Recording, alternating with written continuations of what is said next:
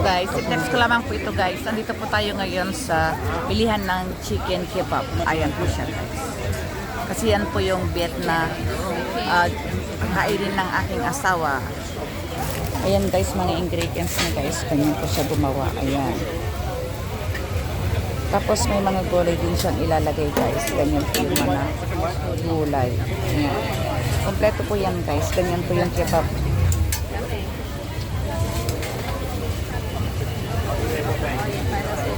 Yan, may lettuce din siya guys. May tomato. Oh, meron din siyang cabbage. Yan. Without mayonnaise ha.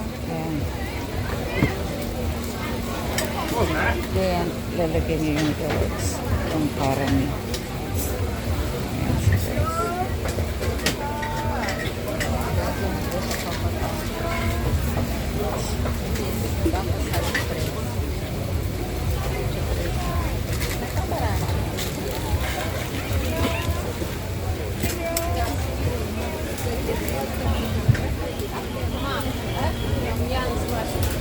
80 baht po ito guys. Ito po yung binili ko guys. Ayan, ganito po yung itsura niya guys. Ayan siya guys. Thanks for watching. Follow me for more updates. Like and share. Bye.